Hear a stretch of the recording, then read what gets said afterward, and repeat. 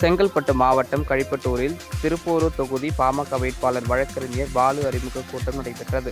திருப்போரூர் அதிமுக வடக்கு ஒன்றிய கழக செயலாளர் தையூர் எஸ். குமரவேல் ஏற்பாட்டில் நடைபெற்ற இந்நிகழ்ச்சிக்கு செங்கல்பட்டு கிழக்கு மாவட்ட கழக செயலாளர் திருக்கழுக்குன்றம் எஸ். ஆறுமுகம் தலைமை தாங்கினார். பின்னர் பேசிய வழக்கறிஞர் பாலு, இதற்கு முன்பு சட்டமன்ற உறுப்பினராக இருந்தவர் அளித்த வாக்குறுதிகளை நிறைவேற்றவில்லை என்று கூறினார்.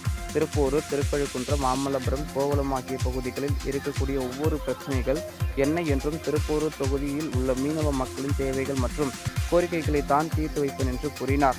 மேலும் இந்த தொகுதிக்கு தான் ஆற்ற வேண்டிய பணிகள் குறித்து இன்னும் ஒரு வாரத்தில் வெளியிட இருக்கிறேன் என்றும் அவர் அப்போது கூறினார். இந்த தொகுதியில் இதற்கு முன்பு சட்டமன்ற உறுப்பினராக இருந்தவர் என்னென்ன வாக்குறுதிகளை கொடுத்தார், எதை நிறைவேற்றல, அவர் கொடுத்த வாக்குறுதிகள் நிறைவேற்றாதவை என்ன, இங்க இருக்கக்கூடிய திருப்போரூர், திருக்கழுக்குன்றம், மகாபலிபுரம், கோவளம் போன்ற இந்த பகுதியில் இருக்கக்கூடிய ஒவ்வொரு பகுதியினுடைய பிரச்சனைகள் என்ன, குறிப்பாக இந்த பகுதியில், இந்த தொகுதியில் மீனவ மக்கள் பெருமளவில் வசித்து வருகிறார்கள்.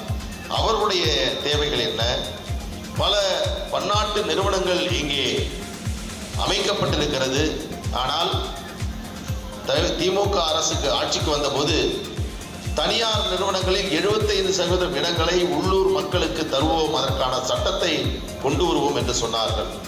ஜப்பான் சிட்டியில் இன்றைக்கு 10 நிறுவனங்கள் பணியாற்றுகிறார்கள். ஒரே ஒரு நிறுவனத்தில் கூட உள்ளூர் நமது மக்கள் அங்கே பணியாற்றவில்லை. இந்த தொகுதி இதற்கு முன்பு சட்டமன்ற உறுப்பினராக இருந்தவர் திமுகவினுடைய கூட்டணி கட்சியை சார்ந்தவர். திமுகவினுடைய கூட்டணியில் பட்டியல் சமூக மக்களுக்காகவே அவர்கள் அரசியல் செய்வதாக சொல்லிக் கொண்டு இருந்தவர்கள் இந்த பதவி கிடைத்த பிறகு இந்த தொகுதியில் இருக்கக்கூடிய அனைத்து தரப்பு மக்களுடைய கோரிக்கைகளை நிறைவேற்றியவராக இருந்திருக்கிறாரா என்பதை பார்க்க வேண்டும். ஒரு உதாரணத்துக்கு ஒன்றை சொல்லுகிறேன். நான் இன்னும் ஒரு வாரத்தில் திருப்பூர் தொகுதியினுடைய தேவைகள் என்ன, என்னுடைய வாக்குறுதி என்ன, ஒரு சத்திய பிரமாணம் உயர்நீதிமன்றத்தில், நீதிமன்றங்களில் எப்படி ஒரு பிரமாண பத்திரம் தாக்கல் செய்வோமோ அதே போன்று உங்களிடத்தில் இந்த தொகுதியினுடைய தேர்தல் அறிக்கையை நான் விரைவில் வெளியிட